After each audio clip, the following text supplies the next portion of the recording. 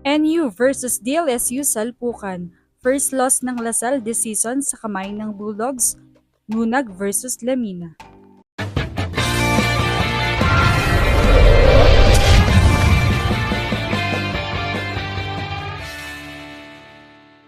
What's up, Volleyball Nation? Welcome back to my YouTube channel. Narito ako para magbigay sa inyo ng updates tungkol sa mundo ng volleyball. Pero bago yan, don't forget to subscribe and hit the notification bell para updated ka sa aking mga videos. Muli na namang maghaharap ang US rivals sa UEAP, ang NU Lady Bulldogs at De La Salle Lady Spikers. Napaka-exciting nga ng pagtatapos ng round 1 ngayong season dahil dito na natin matutunghayan kung mapapatikim ba ng NU ang Lasal ng unang talo o mananatiling undefeated ang Lady Spikers. Sa ipinapakitang performance ng dalawang team ay talagang matutunghayan natin ang finals rematch ng dalawa. Hindi na nga ito ang unang paghaharap ng dalawang teams, subalit ngayon ay punong-puno na ng kwento at mga kabanata ang kanilang paghaharap dahil sa kanilang mga experiences mula noong naging mainit ang tapatin nila sa mga nakaraang season.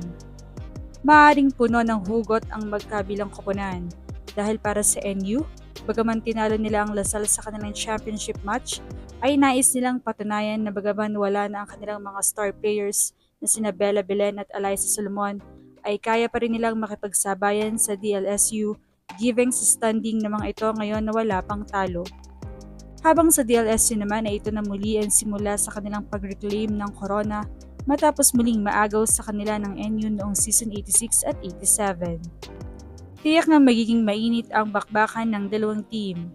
Para kina Vange Alinsug, kahit na wala na ang mga star players nila ay kaya pa rin nilang punan ang mga nagagawa nila Bella at Alyssa dahil na din sa chemistry na nabuo nila.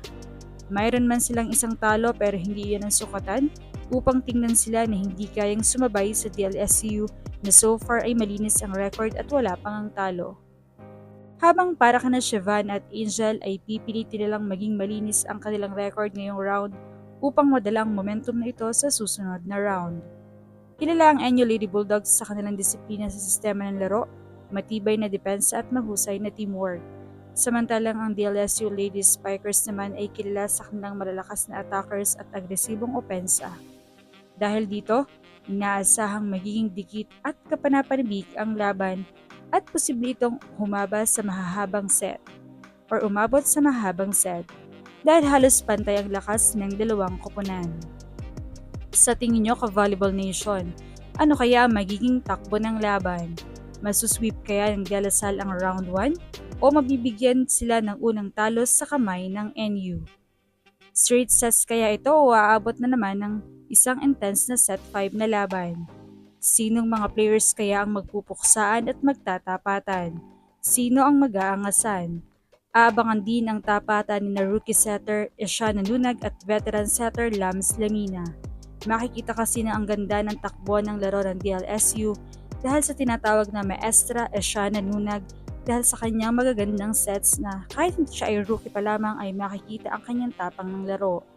Habang si Lams Lamina naman ay tinaguran ng veterano sa UAAP dahil sa kanyang skills na ipinapakita at pinapatunayan niyang talagang isa siya sa kabilang sa mga national team. Kaya naman, anong masasabi niyo rito? Leave a comment below.